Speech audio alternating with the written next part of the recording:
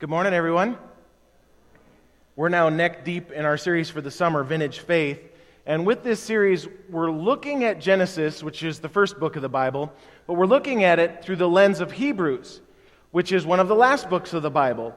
And really the central truth that we're fixed on with this series is that it's faith that God is looking for. And this really comes clear in Hebrews 11, verses 1 through 2. The author writes, "Now faith is confidence in what we hope for and assurance about what we do not see." Now here we go. This, speaking of faith, is what the ancients were commended for. In other words, for all the ancients, for all those heroes of our faith whose stories are found in the Old Testament, how they were made right with God, it wasn't through their works, it wasn't through the sacrifices, it wasn't through good behavior. No, they were made right with God because of their faith.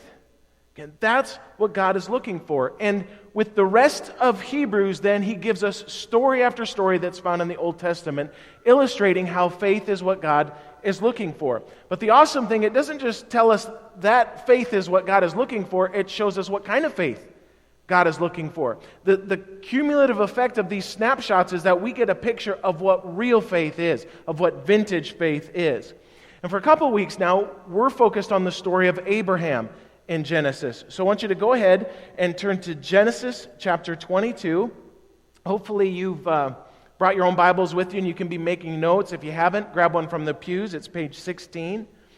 And what we're looking at today, it's perhaps the greatest, certainly the most challenging act of faith that we see in the Old Testament. Here's how it starts. Genesis chapter 22, verse 1. Sometime later, all right, and I even feel like I need to explain that there. Sometime later, it means that some things have happened before. What has happened before that has led up to this?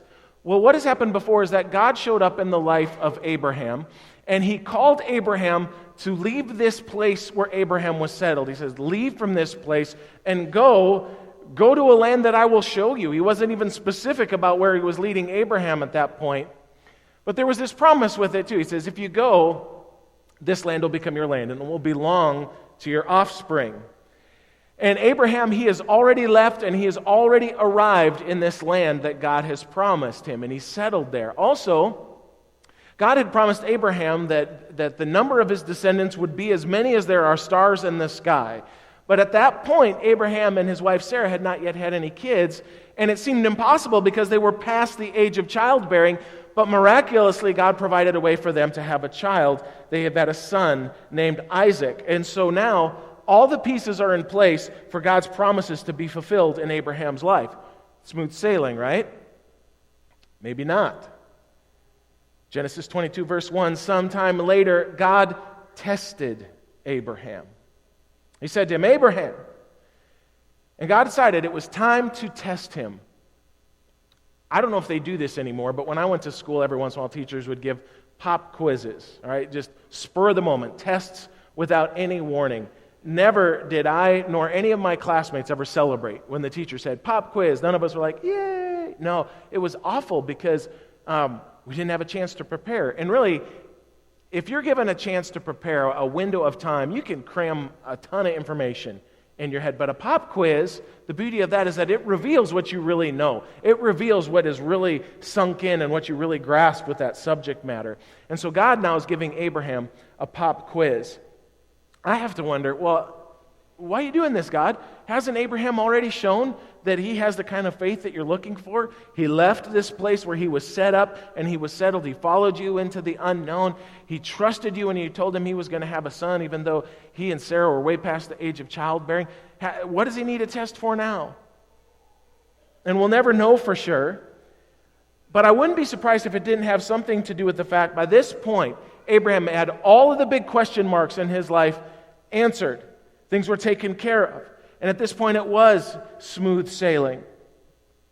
And I don't know about you, but I've experienced this in my life. I've seen it in the lives of others, that following God in the tough times, that has its own set of challenges, and they're very real.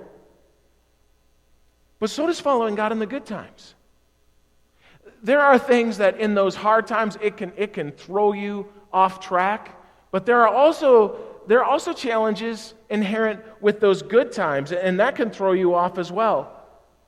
And what I don't want you to do is to come away from this lesson feeling like you need to look over your shoulder anytime things are going good. It's like, oh, things are going pretty good. I wonder what God's going to do. I want us to become spiritual Eeyores. Sunny today, it'll probably rain tomorrow. That's not the lesson of all this.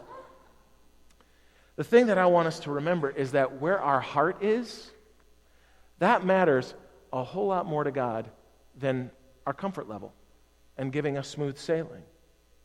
Our faith in God, making sure that we trust in Him and that our hope is centered in Him, that's the most important thing for God. Remember, it's faith.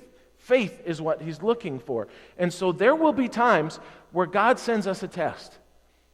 And we need to be prepared for this mentally. And He does this not because He doesn't want us to enjoy life, not because He's upset or angry, but He does this to help keep our hearts on track with Him. And evidently, at this stage, God sees that there's a need for a test in Abraham's life. And what a test He gives Abraham. God had cried out to him, "Abraham, here I am," he replied, verse 2. Then God said, "Take your son, your only son, whom you love, Isaac, and go to the region of Moriah. Sacrifice him there as a burnt offering on a mountain I will show you." Just try to let that sink in. I don't know if we can ever really wrap our minds around that, but God tells him, take your son.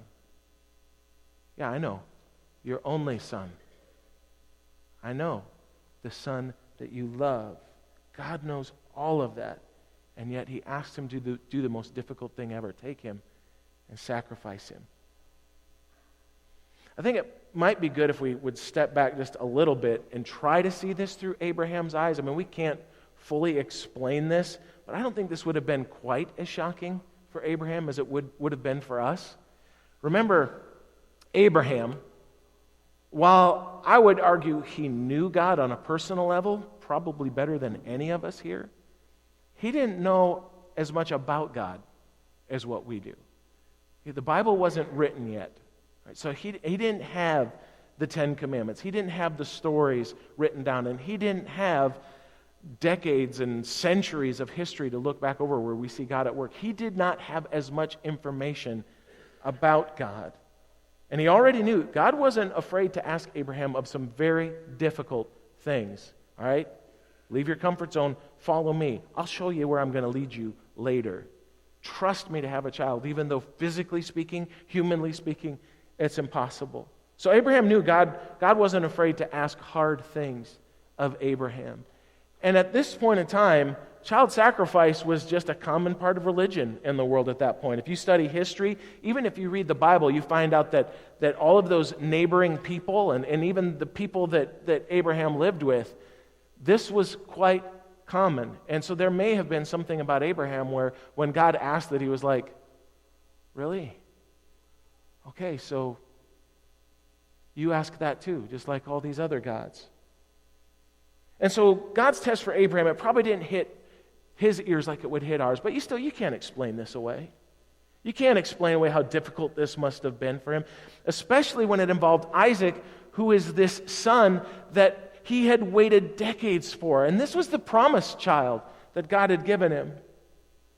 I also need to note that there is another feature that makes this test even more of a stress test than the previous test that God had given Abraham. Because with the other test that God had given him, there was always this promise helping him forward. There was always this reward waiting for Abraham if Abraham passed that test. Okay, track with me. He said, Abraham, I want you to leave this place and go to a land that I will show you. But the promise was this: that land will be yours, and it will belong to your offspring. So there was incentive. Right? Abraham, trust me for a child, even though physically it's impossible.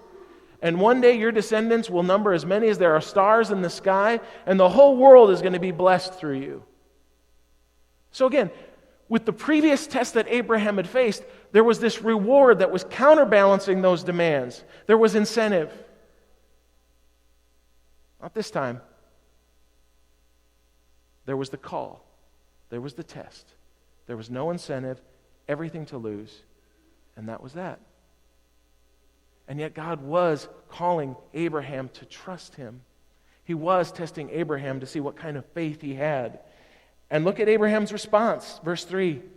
early the next morning, Abraham got up. When did he get up? Early. And loaded his donkey. And he took with him 2 of his servants and his son Isaac. When he'd cut enough wood for the burnt offering, he set out for the place God had told him about. And so early the next morning, he didn't hem, he didn't haw, he didn't hold out. Obedience was never a question for him. Evidently, disobedience was never an option for him. It amazes me how often we'll disobey God if we continue to believe that disobedience is one of our options. But evidently with Abraham, that was off the table. We have no record of him arguing. We have no record of him questioning. He had this approach. If God commanded it, I do it. No debate. And so he loaded up everything he needed to obey God, and he set out. Now, when you look at the map, Moriah, that was 50 miles away. 50 miles. 3-day journey if you're going 17 miles a day, which that's a lot for someone of Abraham's age. Why? Why there? Why would God make Abraham travel so far to do something so difficult?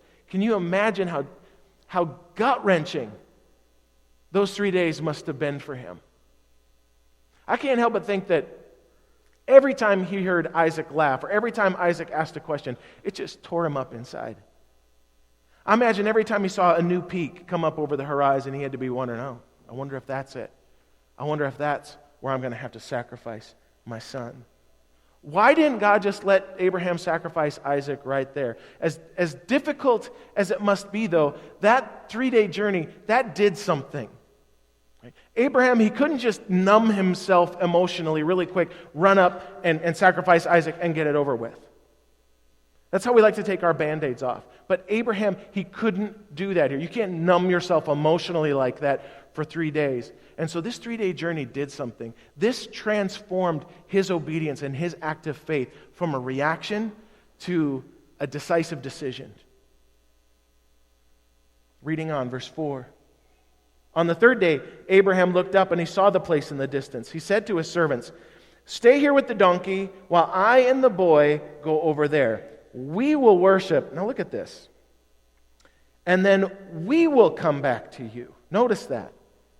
And so here already we get a glimpse of Abraham's faith. We see it breaking through even in these difficult circumstances. He said, we're going to go over here and worship, and then we will come back to you, as in Isaac and myself. And so now it is just Abraham and Isaac moving forward. Abraham took the wood for the burnt offering and placed it on his son Isaac. So Abraham is making his son carry the very wood he's going to be sacrificed on his back. And that had to be incredibly, incredibly difficult for Abraham. By the way, though, there's some foreshadowing going on here. 2,000 years later, God's son, Jesus, he would also carry the wood on his back that he'd be sacrificed on when he carried his cross. So just file that. Abraham took the wood for the burnt offering and placed it on his son Isaac, and he himself carried the fire and the knife. As the two of them went on together, Isaac spoke up and said to his father Abraham, "Father?" "Yes, my son," Abraham replied. "The fire and the wood are here," Isaac said, "but where is the lamb for the burnt offering?" Abraham answered, "God himself will provide the lamb for the burnt offering, my son." Wow, there's his faith again. It's shining through. God himself will provide the lamb, which is another foreshadow of Christ. And there is just no way how Abraham could have grasped how powerful it is, what he's saying here. He is speaking a truth that went way beyond what he could even have imagined. And the two of them went on together. When they reached the place God had told him about, Abraham built an altar there and arranged the wood on it. He bound his son Isaac and laid him on the altar on top of the wood. Again, I think we need to pause there. Can you imagine? It is almost unthinkable. Binding your son, laying him on the altar. And Abraham had built lots of altars before. That was nothing new. And he'd made sacrifices. He'd sacrificed lots of lambs. And I bet if you asked Abraham at that moment, he would sacrifice every bit of livestock he had so that he didn't have to make this sacrifice. This is Isaac. This is his son. This is his one and only son. This is his one and only son whom he loved. This sacrifice is going to cost him everything. Everything he's hoped for is right here. All the promises of God are wrapped up in his son, Isaac. And now God is calling Abraham to kill him? And so now Abraham, he's faced with a choice. And he has to choose between God's promise and God himself. And now it won't look the same in our lives, but we all will eventually reach that point where we have to choose between God's promises, between God's blessings, and God himself. We're going to have to face this question: am I following God because of who he is, or because of what he can do for me? Maybe you've wrestled with that question on the other side of it. Maybe you've been in a friendship, or maybe you've been in a romantic relationship and you've wondered, okay, does this person love me because of who I am, really? Or do they just love me because of what I can do for them? I think we all know what we want. We want to be loved. We want to be trusted because of who we are, not because of what we can do. And it's the same with God. And yet we'll never know if we're really at that point where we're trusting in God and not what he can do for us. We won't know if we're at that point until we're at the point where we are willing to give up everything or anything for him. But that's what vintage faith does. Vintage faith holds nothing back from God. We see that here in Abraham. When you have vintage faith, you have stopped playing that game of wondering, all right, how can I still keep some for myself? Vintage faith gives God an all-access pass. Vintage faith holds nothing back from God. And Abraham is definitely at that point, unquestionably. Verse 10, then he reached out his hand and he took the knife to slay his son. But the angel of the Lord called out to him from heaven, Abraham, Abraham! Now notice the exclamation points there.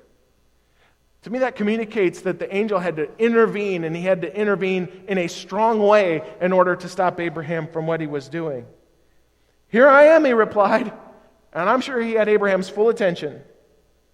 Do not lay a hand on the boy, he said. Do not do anything to him, now that I know that you fear God, because you have not withheld from me your son, your only son. And so Abraham passed that test. Passed that test with flying colors, right? I don't even think that's the right way to say that. How do you say that? But Abraham passed the test. God, he was looking for true, pure, unadulterated, no holds barred kind of faith, and he found it with Abraham. I hope that you can see in this act, it wasn't just some stoic, robotic act of faith, just unquestioning, yes, master, I will do what you say. Maybe that's what helped him get started, but that can't carry you for 3 days. That's not what eventually got him to Mount Moriah, where he was willing to give everything to God. By the end, we see it's an even more beautiful motivating factor for him. It's his faith. That's what's breaking through. We see it when he says, we will go worship and we will come back. We see faith when Abraham says, God will provide the lamb. But even if you don't see it in the Genesis part of his story, then we see it definitely in the Hebrews commentary on that story. Back to Hebrews 11, back to the Hall of Fame of Faith, page 1008 in your Pew Bible. Verse 17, the author says this, by faith Abraham, when God tested him, offered Isaac as a sacrifice. So Abraham didn't go down as the father of unquestioning obedience. He went down as the father of faith. He who had embraced the promises was about to sacrifice his one and only son, even though God had said to him, it is through Isaac that your offspring will be reckoned.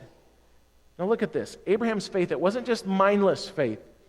Verse 19, Abraham reasoned. Okay, so his brain is fully engaged with his faith. Those two things are synced. Abraham reasoned that God could even raise the dead. After all, if God had given them Isaac, even though Sarah's body, fertility-wise, was dead, then God can do anything. And so in a manner of speaking, he did receive Isaac back from death. And so no wonder Abraham is known as the father of faith. And he shows us what real vintage faith is all about. Vintage faith never tells God, no, you can't have that, God. Vintage faith never says, okay, God, I'll do this, and I'll do this, and I'll do this. No, but I won't do that. No, I'll go this far, but no further, God. This is where I draw the line. Vintage faith lets go. Lets go of everything. It places no limits on God. It refuses God nothing. That's what real faith is. And anything less than that isn't vintage faith, and it isn't the kind of faith that God is looking for. Now, Abraham, he was ready to make that incredible sacrifice, and he was ready to do it without any explanation from God, without any incentive, without any promise of reward. When you read the rest of the chapter, though, see that God did provide that sacrifice. God did provide that sacrifice that saved Isaac. When you read the rest of the Bible, we find out that God did something far greater. We discover that He made a sacrifice He gave a sacrifice that had implications for you and for me. So God didn't just give a sacrifice that saved Isaac. God has given a sacrifice that saved us. He made salvation possible for us. And again, I'm speaking here of Jesus Christ, who 2,000 years later, He voluntarily laid His life down. And He gave His life up as a sacrifice for us when He died on the cross to pay the price for our sin so that we could be forgiven, so that we could have that relationship with God. And so I just want us to have that perspective here. I want us to remember when we're at that crossroads and God is calling us to trust Him totally. And there's part of us that will say, no, God, I'm sorry, that's too much. God, that's not fair. You can't ask that of me. I want you to remember that God gave up everything for you. He held nothing back in order to save you. If we're willing to accept that, if we're really willing to embrace that, if we're really willing to let that truth sink in, then trusting Him wholeheartedly, it won't be that difficult if we can keep that in view. And so, today we're going to be celebrating the Lord's Supper. We do that because Jesus, He calls us to do that. But we do that also so we remember what God has done for us, and we remember so that we have that perspective. As we approach this time today, would you be willing to just open yourself up? And in light of God giving everything for you, would you open your heart up and would you invite God in to search you and to say, God, okay, come on in. Spirit, search the corners. Is there any way that I'm holding out on you? Is there any area where I've said, nope, you can't come in here? Is there anything I'm clinging to? I say, no, you can't have this. Search me, God. Show me where it's at. And this could take any number of different sizes or shapes for us. It could be in the area of your finances. You're holding out on Him. It could be with your career. No, I'll plan my own career. Thank you very much, God. Maybe it's just this sin that you won't let go of and you don't want to let go of it. No, I'm fine. I'm forgiven. Maybe it's unforgiveness. Maybe it's a past hurt. Maybe it's some goal or some dream you have for your life, but in those quiet moments, you know, this isn't something that God has called you to. Would you be willing to let God search you and see if there's any way you're holding out?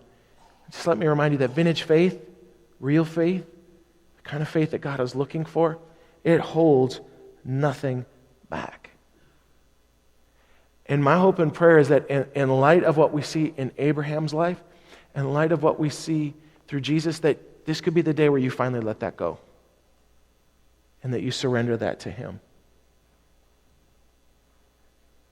The ushers are going to come forward in a few moments, and they're going to distribute the elements for all of us. And you don't have to be a member here officially at the Wesleyan Church to participate. You just need to be a follower of Jesus.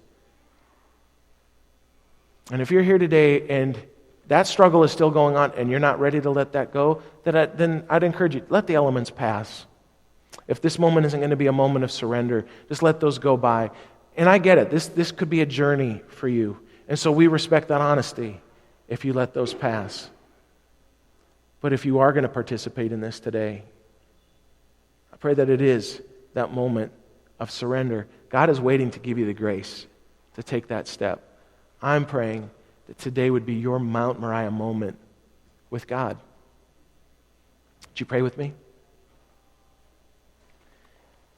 Heavenly Father, I thank you that we have more information than what Abraham had. You have put these stories down so we can learn from those who've gone before us. We can be challenged by them. We can be inspired by them. And God, you've shown us what real faith looks like in the lives of real people who really lived, and they were confronted with difficult situations and difficult choices. I can't think of any decision that's more difficult than the one that Abraham had to make, and yet he passed that test. He trusted you. He decided to place his faith in you. And I pray, God, that his example would help us get over the hump. I pray that the example of Christ would soften our hearts so that we can trust you completely. No boundaries, no area off limits, nothing held back.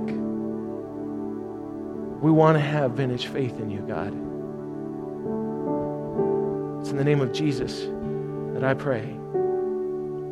Amen.